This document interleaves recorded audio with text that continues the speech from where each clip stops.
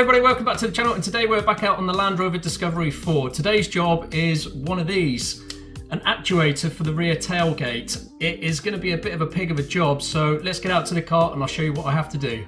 Okay, so the actuator has stopped and has failed in the back of my LR4 Discovery. It's situated here in the bottom part of the split tailgate, and as you will see, I've opened the car, and just here underneath there's a button which should release the actuator or pull a cable which opens the top part of your tailgate. That is not happening, so we're going to have to do this the hard way, which is go inside and start taking some interior parts apart. Right everyone, so we're in the back of the car, and as you can see we are presented with this fabulous looking carpeted area which we now have to rip apart. And this line here is the split between the top part of the tailgate and the bottom part. And the genius engineers at Land Rover decided that when you are opening the top part, the actuator to do that is in the bottom part. And of course there is no release mechanism for when that fails. So you are now stuck in a position of trying to get to that actuator and pull the cable to release the top part of the tailgate, which means that we're going to basically get a bit rough with this part here where we've got to get underneath and pull this carpet piece out as well.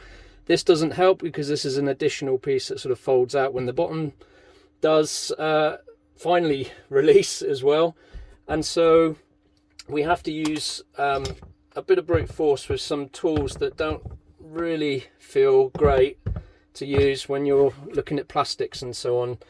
Of course, this cover here, which is the bit that we've got to sort of force underneath and to pull the carpet part out, is held in with 4 screws on the other side. So when that opens, you get access to that. So again, great engineering for security, but if the system fails, as it has, it becomes a bit of a nightmare for the people that have to try and fix it, which is me in this case. So I'm going to try not to be too brutal with everything in here. We'll get a bit more of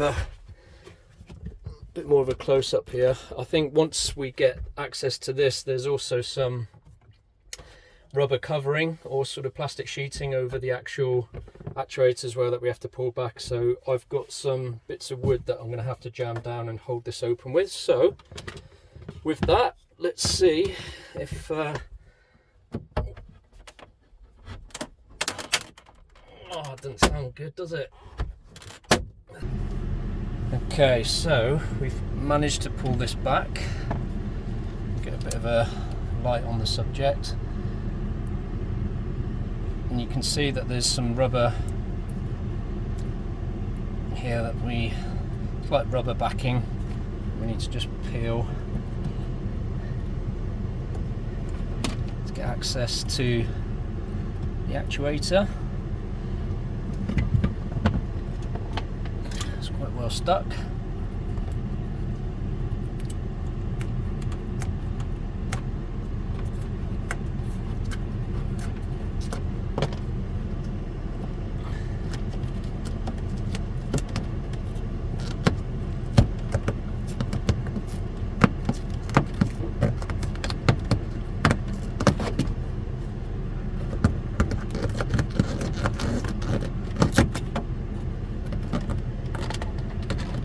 Right, we can now see the cable. So let me grab the phone, and there's the cable there. Hopefully it will zoom in with the writing on it. So that's the cable, and if we can just make out that on the left hand side there, it joins there. You can see as it joins into the silver part, bit hard to see, I know, but you can just see it joins into the box, which is the actuator, and we've got to now dislodge that and give that wire a good pull. Right, Right, so we're going to use something like this. Potentially a claw like this would work as well, and we're going to try and knock the cable out of the actuator so we can then give it a tug to actually open it and open the tailgate. I'm not too worried about damaging the actuator because it's broken anyway. So just got to line this up.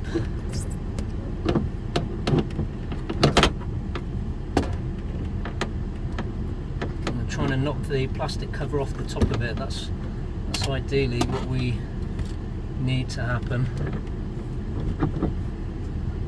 So it might be a bit brutal. Okay, that's that. It's come out.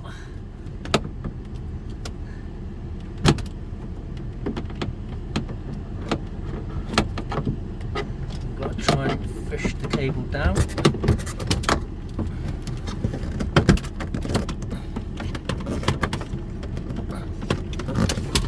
Just get my hand in there, and there we go. It's open. That was a little painful. So as you can see, there's the cable, and once it's released out of the cover, of the top part of the cover, you can give the cable a tug and it opens your tailgate. So we'll drop this part now and we'll start removing all the bits and pieces so we can get access to the actuator and look at them side by side so we see the failure. Okay, so just while we're here is the new one that, just bring it over here a little bit more brighter. Here's the new one, and it sits in the car like that. So that's sort of the way we were looking at it, and the cable was coming in here on the left, and we had to force the plastic cover, which is screwed in on 2 points here at this end, but we had to force that up, which then dislodges the cable from this mechanism, or this part of the holder mechanism here. So once that's out, it then, here's the actuator, pushes in and out, but it means you could give it a tug, which then releases the locking mechanism and allows the tailgate to open. So that's what we've just done. This is the new one that I've bought, and we'll go and remove the old one and put them side by side and see what is what. Okay, so let's start removing some of the plastic trim here. So there's little covers here that we've got to move, 1, 2, 3, 4. Then this removes this plastic piece here with some screws underneath, or these 4 screws. And then we have to remove 2 side pieces as well, just so we can remove this bit of bit of carpet without forcing any more damage to it. So let's get on with that.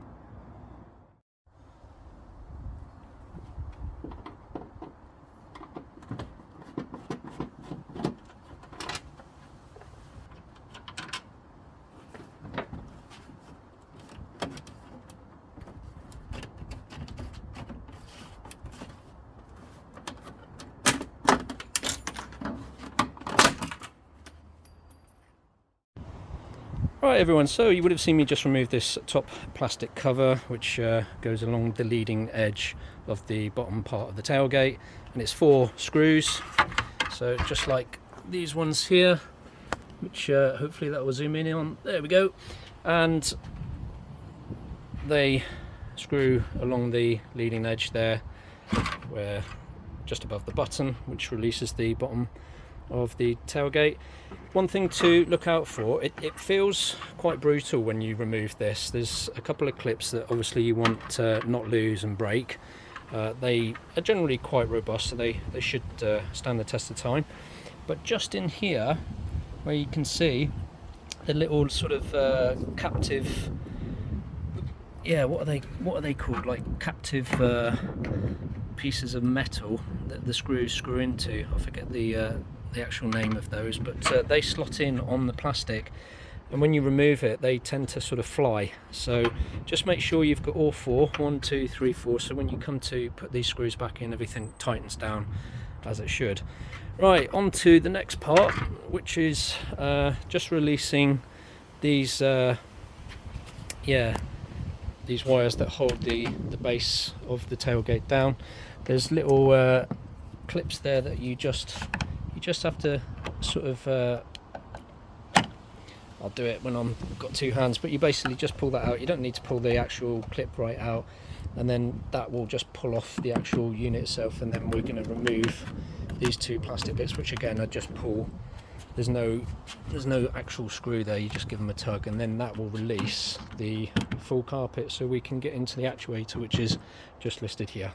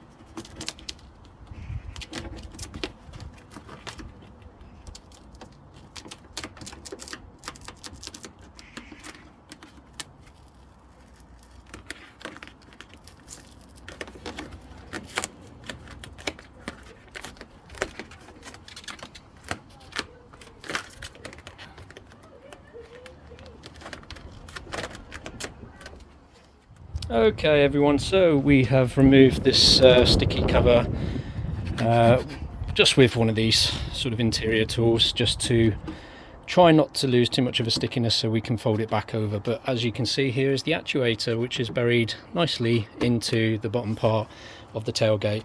If you're wondering what this blue bit is, because you've got no sort of holders now, or cables holding the bottom piece up, you don't want that cable to run into the interior here, so that's why those close pegs are there. You can undo them with the screws on and do it that way as well, but I just chose to do it that way, which is a bit easier. So we now have access to the actuator. It's 2 bolts, 1, 2. You don't actually have to undo them all the way, you just undo slightly, just to slide it out and then out through this part here. So let's get removing that and see what's what. Okay, I should say before we do remove that is just to remove the electrical connector underneath. There we go, that's the cable removed. So just like a little button on the top there, you can see. We'll take a closer look. You just push that and it slides out. So we'll remove these now.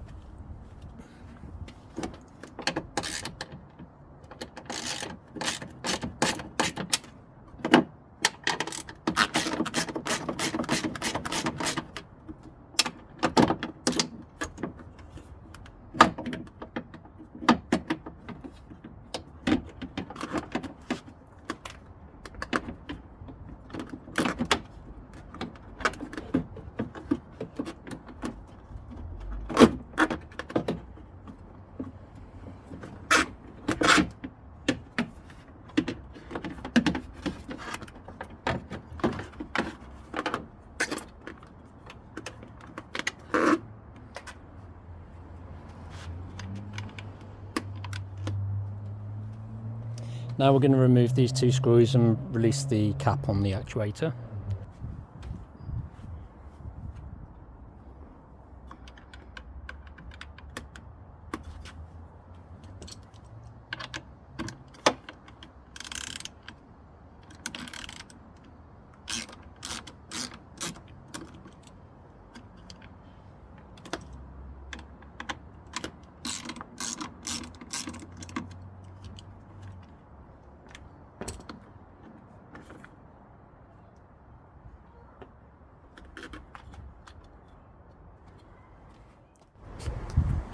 Okay everyone, so here's the inner workings of the actuator. Hopefully, there we go, it's zoomed in.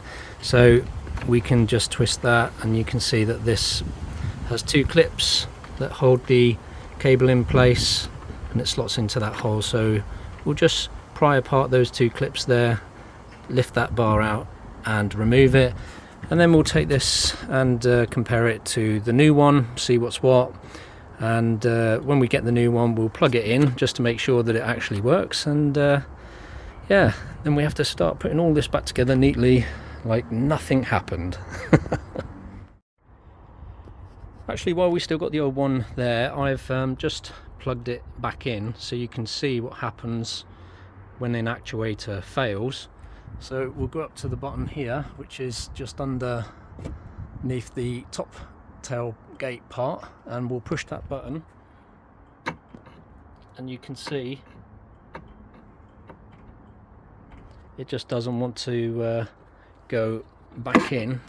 It should pull right in, but as you can see it doesn't want to do anything, so it's failed. Okay everyone, so we have the old one and the new one. As you can see, much nicer. Yeah, where this should go in, it feels very stiff to push and it doesn't really want to do much, where on the new one much more resistance there, feels intact, feels like something's gone within the unit itself in here. So whatever that might be, I don't know, but for those of you who are interested, that's the original make, which is FOMO Co. P545K, which is their stamp, but the actual part number that you need to replace is 5000510-D. That's the part swap for swap. I haven't gone for an original Land Rover part because they're about £150, I think, roughly, for this unit. This one cost a mere £16, and no doubt it's come from somewhere in China. I'm not too worried to give it a test. We'll put it on the car, we'll plug it in like we did the other one just a moment ago, just to make sure that everything is working as it should be. Everything looks identical. I will probably just borrow those screws instead of those ones because they've got a bit of sort of Loctite markings on them, which would be much more useful just to hold it in place. But otherwise we should be good to go. So I will take this out and start refitting. Okay, so we're going to connect the cable and then connect the electrical connector and just make sure that the actuator actually works.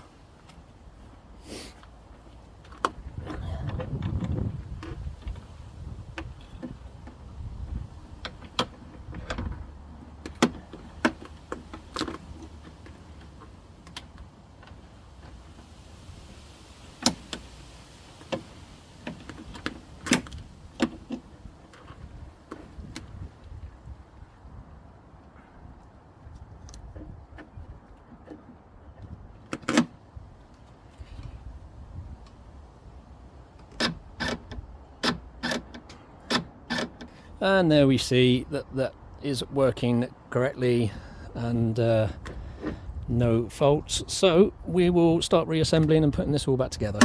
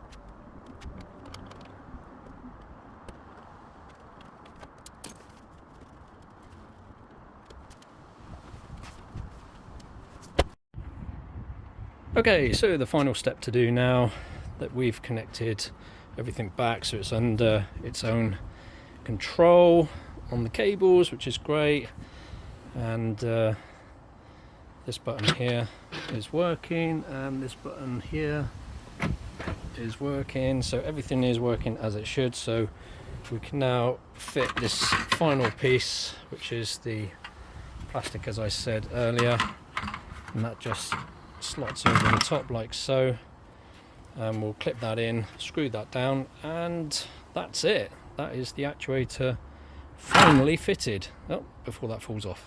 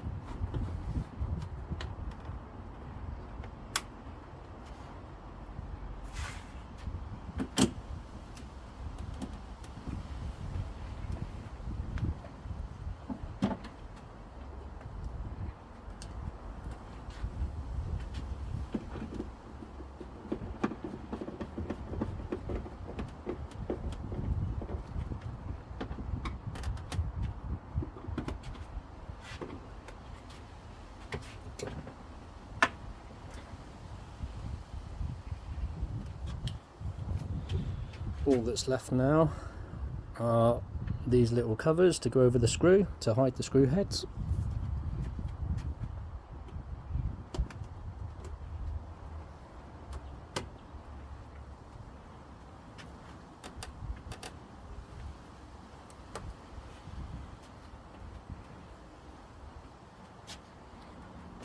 And now we'll do a final test.